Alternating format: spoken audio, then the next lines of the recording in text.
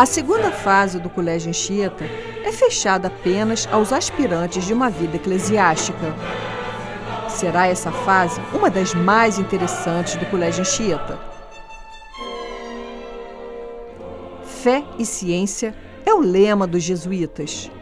Curiosamente, quando o colégio se fecha apenas para a formação de jovens religiosos, quando a fé deveria suplantar a ciência, nos parece que ocorreu o contrário.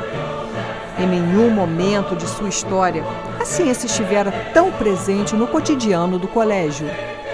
Conferencistas nacionais e internacionais se hospedavam no colégio e seminários sobre física, matemática, ética, metafísica, cosmologia, lógica e filosofia eram frequentes no Colégio Anchieta. Os alunos do filosofado apresentavam trabalhos acadêmicos nos seminários.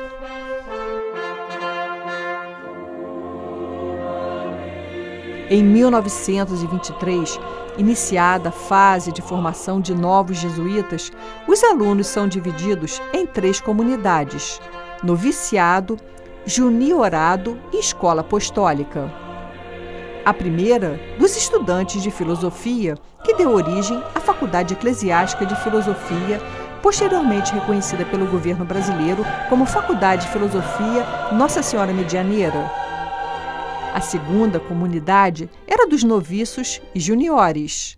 Os noviços iniciavam na vida religiosa por 2 anos, tendo formação ascética. Já os juniores se dedicavam aos estudos humanísticos.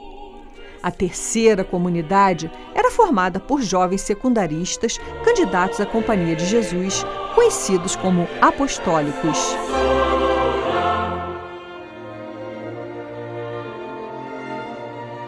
Além do idioma nacional, os trabalhos dos alunos eram apresentados em latim e grego.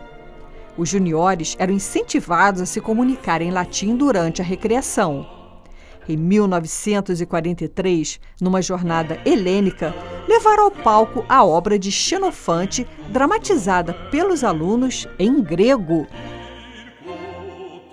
Não havia chefe de Estado e autoridades que visitasse Nova Friburgo e não passasse no Colégio Anchieta para cumprimentar o reitor, a exemplo dos presidentes Getúlio Vargas e Eurico Gaspar Dutra.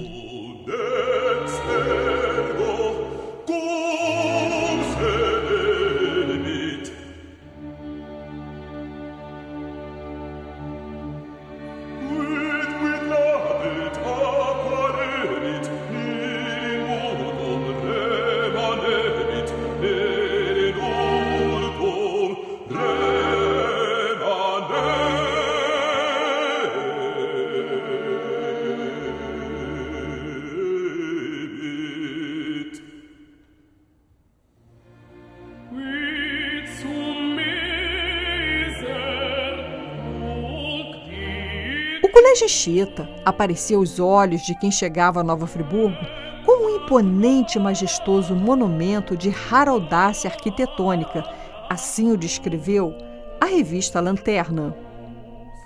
O colégio foi fundado para receber alunos internos da elite no Brasil Império. Possivelmente, o médico Carlos Éboli imaginava dar prosseguimento ao antigo Colégio Freese, do inglês John Freese, que em meados do século XIX recebera muitos alunos internos da elite vindos do Rio de Janeiro. A primeira turma a se formar no colégio, em 1901, teve como paraninfo o conde Fernando Mendes de Almeida, pai do professor Cândido Mendes de Almeida, proprietário e reitor da Universidade Cândido Mendes.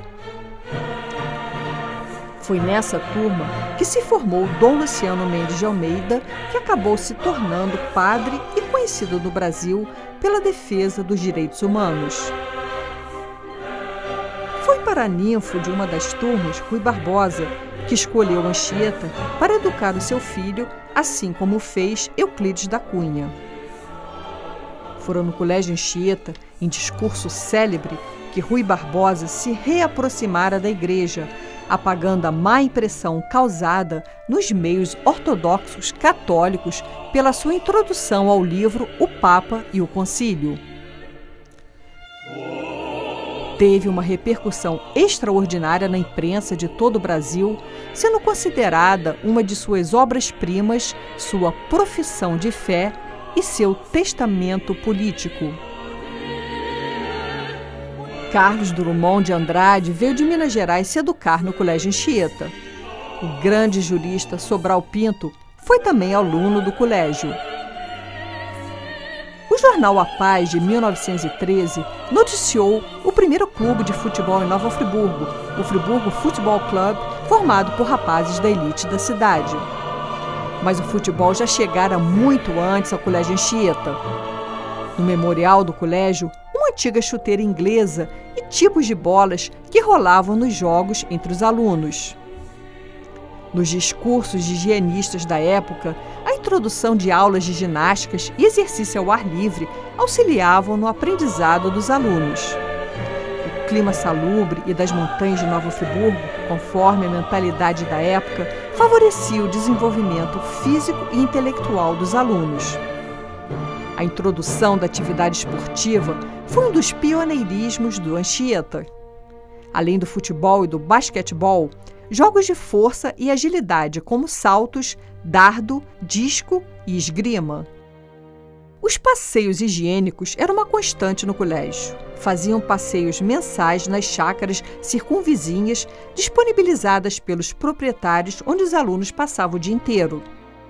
Faziam excursões nos Três Picos, escalavam montanhas, iam até a famosa Cascata Pinel, geralmente em passeios a cavalo.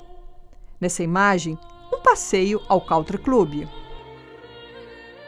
Na mentalidade da época, os exercícios militares eram vistos como vantajosos para incutir disciplina aos alunos, especialmente nos internatos, concorrendo igualmente para maior aplicação nos estudos. No Colégio Anchieta, desde a sua fundação, os exercícios militares foram continuamente realizados. A inauguração da linha de tiro do colégio foi realizada em 15 de agosto de 1909, no mesmo ano em que se inaugurava outra linha de tiro de adultos no município.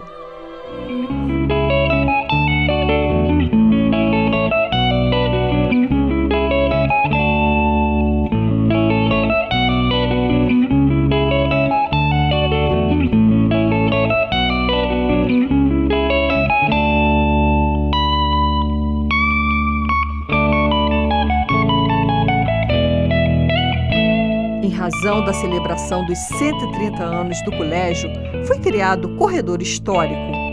A visita compreende um tour guiado por diversas salas, contendo a memória do Colégio Anchieta.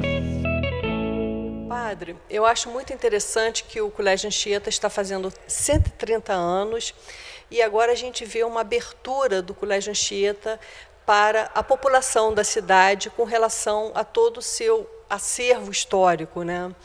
Bom, inicialmente vocês implantaram um centro de memória, que já está funcionando há muito tempo, há muitos anos, mas acontece que funciona através de uma visita programada. As pessoas têm que vir aqui agendar. Isso aqui não fica aberto para a população, porque, na verdade, vocês ainda são um colégio privado, né? Sim. Como você disse mesmo, o colégio está fazendo 130 anos. Quer dizer, é muita história. Em todos esses anos, o colégio acumulou uma riqueza, um patrimônio muito grande, seja em objetos, seja em livros, vocês vão ver em disco, em histórias, né, espaços, né, que é um tesouro para esse colégio. Então, agora, nesses 130 anos de vida do colégio, para comemorar esse tempo, essa história, o colégio preparou 5 ambientes, né, que compõem esse corredor histórico, né? E esses ambientes é para ser aberto ao conhecimento da sociedade e para todos aqueles que nos visitam, principalmente ex-alunos, né, que querem conhecer ou lembrar do seu tempo nesse Colégio Anchieta. Só um instantinho. Então, quer dizer que além do museu, agora tem esse corredor histórico. É um corredor que está no 3º andar do prédio do colégio, era um 3º andar de uso exclusivo dos padres, então é pouco conhecido de fato, e nele estão localizados, primeiro de tudo, a biblioteca, que era a biblioteca da Faculdade de Filosofia, que é uma biblioteca bonita, quer dizer, é umas estantes de madeira muito rica, muito bem trabalhada, com detalhes, e um acervo enorme, embora não esteja muito conservado, né, mas é uma bela biblioteca, e nela nós colocamos também documentos importantes, né, do registro do colégio, desde notas de ex-alunos conhecidos, como as notas de Carlos Drummond de Andrade, do Hernani Amaral Peixoto. Então, alguns documentos importantes estão expostos nessa biblioteca. Temos também a Capela Mater Pietatis, né, que era desse terceiro andar, era a capela usada pelos padres, pelos noviços, né, eram usos exclusivos para esses. Então, essa capela foi aberta também, uma capela toda de madeira, um estilo gótico, uma capelinha muito bonita, muito delicada, é um precioso tesouro.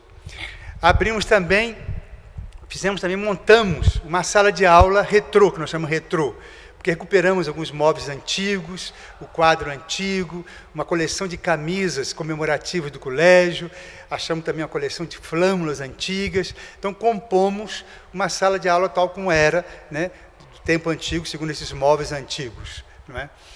Fizemos também, recuperamos e constituímos um quarto de um padre, que nós denominamos o quarto do padre Luiz Iabar. Esse padre Luiz Iabar é muito conhecido aqui em Friburgo, teve antigamente uma escola em nome dele, a rua em frente ao Colégio Anchieta leva o seu nome, e encontramos algum acervo particular dele. E com esse acervo nós constituímos um quarto, chamamos o quarto do padre Iabar. E o que tem mais precioso ali são 3 volumes de cópia de cartas dele, né, assinada por eles, que é uma preciosidade também. Né.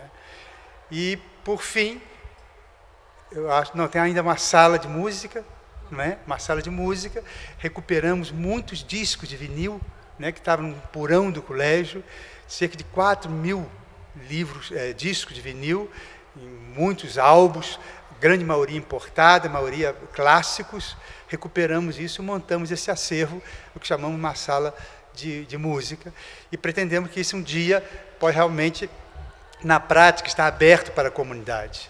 Mas, por enquanto, nós estamos fazendo uma parceria com o Cefet, com a Faculdade de Turismo, de modo que eles poderiam fornecer alunos, como estagiários, que poderiam ser como guias, né, para esses ambientes, porque nós no colégio não temos condição, né, de assumir esse tipo de trabalho, ou contamos também com a prefeitura, que podia ser um grande parceiro, e, de fato, os turistas, os friburguenses, os ex-alunos, poderiam usufruir desse tesouro histórico do Colégio Anchieta. Agora, só uma particularidade, já que nós somos o país do futebol, o senhor mostrou ali em uma das salas, me parece que foi o Colégio Anchieta, né, que trouxe o futebol aqui para a cidade, né? Eu tenho quase certeza que a gente pode fazer essa afirmação, né? Porque existe uma tese que o futebol veio ao Brasil pelos jesuítas, né? No Colégio São Luís, lá em São Paulo, houve o primeiro jogo de futebol, né? E quem trouxe as regras de futebol seria o padre, justamente o padre Luiz Iabar, que foi reitor do Colégio São Luís em São Paulo também. Ele trouxe essas regras, tá? E tem documentado isso num livro escrito por um autor que eu não me lembro o momento. Não é? E como ele foi reitor várias vezes no Colégio Anchieta, esse par de chuteiras, que data de 1900, produzido na Inglaterra, seguramente foi ele que trouxe. Né? E seguramente os alunos aqui receberam essas regras também, e seguramente foi ele estreou o futebol aqui em Nova Friburgo.